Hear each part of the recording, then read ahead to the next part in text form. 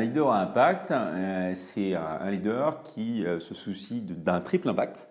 En gros, des conséquences de ses décisions, d'abord sur le plan environnemental, mais pas que le carbone, il y a aussi les ressources, l'eau, la biodiversité. Après, il y a les impacts dont il va avoir conscience sur le social, donc sur les équipes en interne, sur des décisions éthiques, sur des décisions de partage de la valeur, et à l'extérieur de l'entreprise, notamment quel impact positif il peut avoir sur un écosystème d'associations, par exemple, d'ONG.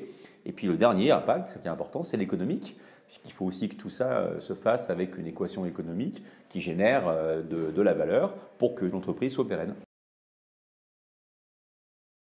Ce qui est commun à tous les leaders à impact, c'est l'alignement ou la cohérence qu'ont les leaders à impact entre leurs valeurs personnelles, un socle de valeurs qu'ils ont développé, et leurs actes. Ça, c'est quand même le trait fondamental. Après, il y a une deuxième compétence qu'ils partagent, c'est le fait de savoir travailler en écosystème, savoir travailler en partenariat avec des métiers différents, casser les silos. Ça aussi, ça fait partie des choses qui sont extrêmement communes chez les leaders à impact.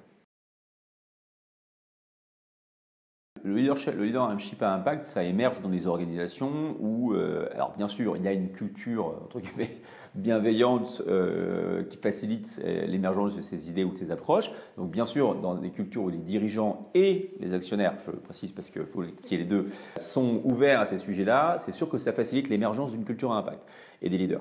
Mais il y a aussi des leaders à impact qui eux-mêmes, avec leurs convictions, et l'aide de l'écosystème extérieur qui vont apporter ces sujets dans l'entreprise et faire bouger des comités de direction et des actionnaires. Donc ça marche dans les deux sens. Il ne faut pas non plus tout attendre des actionnaires ou de la direction générale. Il faut aussi soi-même proposer des approches. Donc il y a un mélange de top-down et de bottom-up qu'il faut absolument avoir. Je dirais que déjà, il faut bien choisir l'angle par rapport à ses propres légitimités de compétences. En clair, le leader impact, ils n'ont pas forcément tous besoin de s'appeler responsable ou directeur développement durable ou RSE.